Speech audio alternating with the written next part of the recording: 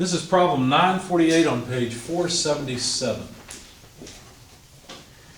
The truss is made from 7 members, each having a mass per unit length of 6 kilograms per meter.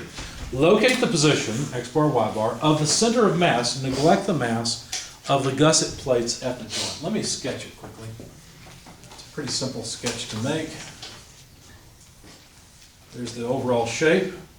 I won't label all the points. You have them there on your diagram, but it's 3 meters tall, 6 meters long, broken up nicely by 3 meter segments.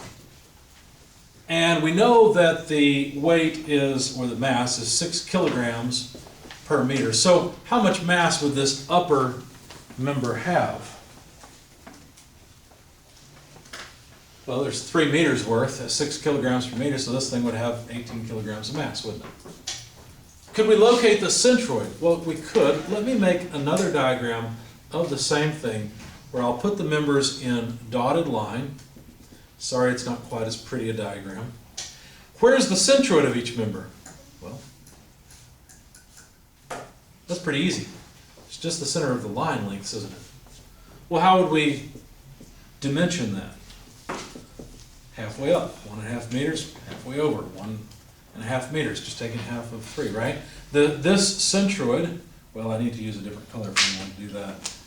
Let me put some center lines on here. Does that make sense? We're locating all the centers of mass of all those elements. By the way, so it's pretty obvious that there's 18 kilograms on all of the 3 meter lengths. That's the contribution of mass. What about on these angled lengths? Well, they're at 45 degrees, so isn't it 18 root 2 kilograms? Another thing we could say about this is the length is 3 root 2 meters. Right, 3 times root 2, of course. We're going to need all of this information because if we're going to locate X bar that's made up of all these individual elements, we will have to add the moment of each individual weight or mass, however you like. It could be length in this case. I'm going to use the book's terminology.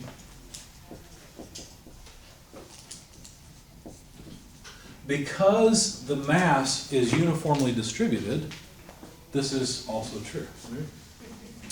Similarly, we could write that Y bar equals the sum of all the Y locations times the mass divided by the total mass. Okay? So what we're going to do is make a table. Segment 1, 2, 3, 4, 5, 6, and 7. Now I numbered these. Segment, let me put that in blue so it's easier to see. Segment 1, 2, I put 3 here. It's arbitrary, it really doesn't matter. 4, 5, I just need to be consistent. 6, and 7. You see where all the segments are? Okay. It's not very good, I can't stand that. 7, there we go. So the amount of mass each segment has is 18, 18, 18 root 2. Put a divided line here so you can tell what I'm doing. Segment 4, 18, 5, 18, 16, 18 root 2. And then finally segment 7, 18. Okay, see what I'm doing? These, of course, are all in kilograms. How about the location of the centroid of each of these elements? Well, the X bar or the X tilde location for segment 2, 3, and 5 are 1.5 meters. 1.5, 1.5, 1.5. The X bar location of 1 is 0. X bar for 4 is at 3 meters, or X tilde, I should say. I hear rustling, I assume I'm out of time, but I still have 3 minutes. Segment 6, well, it's 3 meters plus 1.5 meters, 4.5 meters. Same thing for 7. Okay. How about y tilde? The y tilde, it's either going to be 0, 1.5, or 3, isn't it? Pretty easy. So both 5 and 7 are up at 1.5.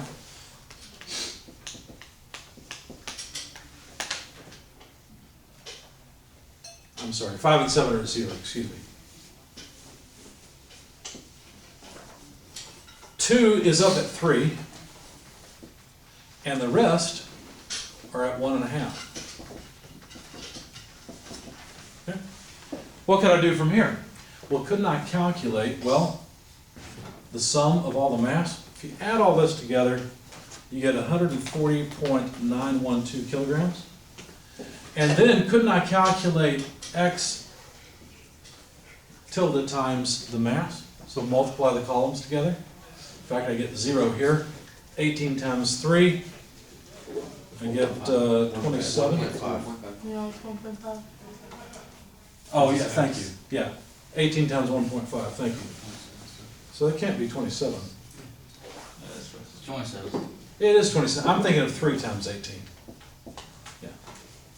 So if we go through this entire column, what I got was 45.821. I got 54. I got 27. I got 137.462. And then finally, I got 97.2 for this column. If you add all this up, you know what you get? That. Right? So while this is the sum of all the masses, this will be the sum of x tilde m. And when you add this whole column, which is easy to do in Excel, you get 388.483. If you do the same thing for the y's, well, there you just get 27, 54, 45.821, 27, 0, 45.821, and 0. And so if you do the same thing, sum of y tilde m, you get 199.642.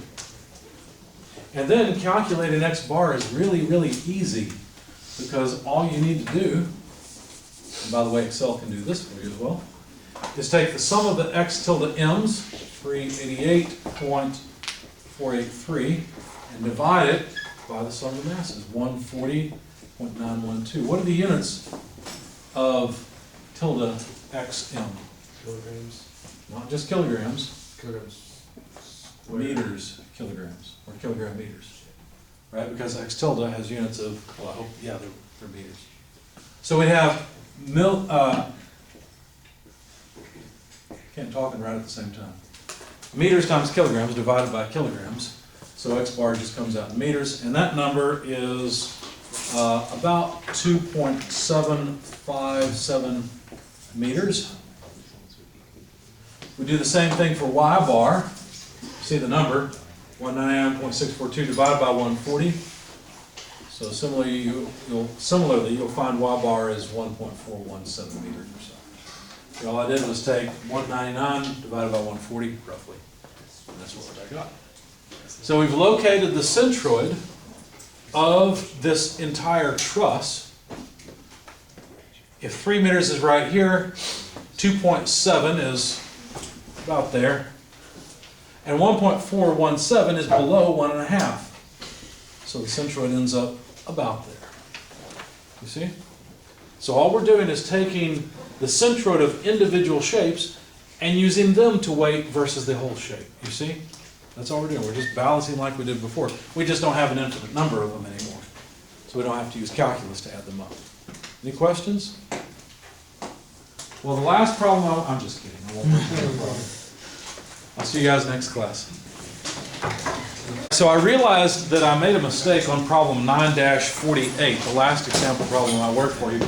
I want to correct it. Let's go back to that one and revisit it. So you might want to open up your book to the page that contains it. Now, probably along the way, if you think about it, the number of calculations you have to perform in this chapter are pretty extensive. It's much better just to do it all in Excel. So, since I've got all of the numbers written on my solution sheet over here that I think are right, but apparently something's wrong, what I'm gonna do is work in Excel and verify my numbers. So remember there were what, 7 different segments, and I had numbered them. I won't draw the system on the board again, hopefully you have it in your notes, but basically it's basically from left to right. I went left side's 1, uppers 2, middles 3. I guess it was somewhat random, but anyway, I have scanned this and posted it, so if you have a device, you can look it up under the example problem. It does have an error, but we're going to fix it. So what we need are the various masses of each, which are based on the lengths, and that I'm pretty sure I had right, because there were only 2 different lengths, 3 meters and 3 times root 2 meters. So that was pretty easy, and then you multiply it by the 6 kilograms per meter. And so I'm simply going to copy the masses that I had for segments 1, 2, 3, 4, 5, 6, and 7. So those masses are 18, 18, and then I'm going to take equals 18 times 2 to the half power. That's the same thing as the square root of 2. Okay? I'm also hoping that some of what I do here will help you understand Excel, because Excel is a very useful tool, and most students, when they come into our program, are not really comfortable with it. Okay? So anyway, what I've got here are the various masses of the different lengths that I defined. And then remember we had x tilde. Now I don't know how to make an x tilde very quickly in Excel, so I'm just going to do it this way. Okay, we also had y tilde. What did those things represent? Do you recall? They represented the centroid of each of these individual lengths, right? These individual members. This also, I'm pretty sure I had right, but I'm going to go by my diagram and make sure that I had it right. So for example, the position of element 1, the centroid of it, was all the way on the left. That was coincident with the y-axis, therefore x equals 0 for that. Okay. For 2, 3, and 5, they were over at the middle of the particular element. And so that's half the length, so at 1.5. Element 4 was actually to the right. It was sort of the dividing line between the square on the left and the triangle on the right, if you will. And so that was over at 3 meters. And then element 6 was the diagonal number all the way on the right. So that would have been 3 plus 1.5, so 4.5. And then element 7 was at the bottom on the right. It also would have had an x value of 4.5. And then going across, 5 and 7 are both on the x-axis and so have a height of their centroid of 0. And then elements 1, 3, 4, and 6 all were at 1.5 meters up. There was 1, 3, 4, and 6. And I'm not just copying the table that I made before. Some of it I'm copying, like the masses. Those are pretty easy. But the positions, I'm looking at my diagram and going off of those, because I may have made a mistake in entering a number. I think I was moving pretty fast by the time I got here. So anyway, element 2 has a centroid up at y equals, or y tilde equals 3 meters. So now that I've got all of that, look what Excel can do for me. If I want to multiply mass times x tilde, all I have to do is say equals mass times x tilde. And then I don't even have to type it again. You just double click and it fills it in all the way down to here. All I did was double click on that little corner. You can also drag it down if you like. How do you think I'm going to calculate m times y tilde? Same thing. Same way, you better believe it. M times y tilde. And I double click before, now I'll just drag it down. And Excel moves the references. One thing you may not know is that if you don't want a reference to move around, you can highlight the cell that you don't want to move around, you can hit F4. That puts dollar signs in front of the column and the row.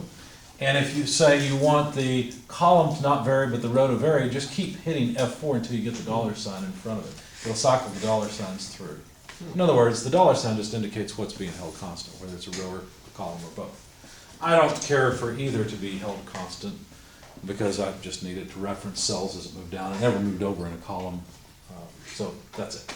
Anyway, we notice that we always need the sum of all the masses. Well, that's pretty easy to do. You might think you have to click the cells and put an addition sign between them. You don't, you just type the function sum, highlight the range you want the sum of, and Excel does it for you. By the way, you don't even have to type it for the rest of these, just drag it over. And look how quick that is, isn't that nice? So now, in order to get X bar, what do we do to get X bar? The location of the X centroid of the entire shape. You remember? Well, we take the sum of the m times x tildes divided by the sum of the masses. Okay, so that's simply this cell divided by this cell. Don't worry, I'll post this spreadsheet for you, okay, so you can study it later if you like. How do you think we'll get y bar? Total is y divided by the total mass. Good. Yeah, I hit a period, I didn't mean to. What are the units of these things? Well, I should have kept track of it. Let's see. These are kilograms, these are meters, so these are kilograms times meters. If we take kilograms times meter and divide it by kilograms, we get meters. So these are all meters. Okay. Now the numbers I got before were 2.75 for X bar, and I got 1.47. These I think are more correct than these, because I don't think I made a mistake here. Oh, let me correct myself. I don't think Excel made a mistake here, you see? So let me kind of glance through quickly and see where my mistake, oh, there's one. I should have had 38, I've got 45.82. 7. So, and the same thing here, I made a mistake. And of course my sums can't come out wrong. So apparently what I did wrong in my calculations before was at least all of this and maybe a few more, I don't know. And is it wrong because I had the wrong X bar, or X tilde Y tilde? No, on that one. How about on this one? Nope. So I just multiplied wrong. Excel is great at multiplying. Think about how many buttons you have to press on your calculator to come up with these numbers. It's a lot, and yet Excel can do it quickly. If you don't know how to use Excel, you're missing the boat. Trust me, as an engineer, you will use Excel extensively. Okay? So what I'm going to do is go ahead and rename this sheet as 9-48. And don't worry, I'll post this for you on our course site. Okay? And if you wanted to, you could simply take all of this and move it up. You can make it look really pretty by centering everything. And it's always good to save your work. Let's save as, because I can't tell you how many times I've worked on something for a couple hours and program or computer just crashes and here we go. So chapter 9 examples. All right, you think I'm going to use Excel extensively for the rest of the examples? You better believe it, because I did all of them by hand, but I'm not sure that all my answers are right, so I want to compare them. And you'll get to see how quick it is. Any questions on this? Any questions on using Excel? How many of you use Excel already? How many of you love Excel? That's the wrong answer. All your hands should be up. Excel is awesome. Well, spreadsheets are awesome. Excel is a Microsoft product. I'll let you decide if it's awesome or not.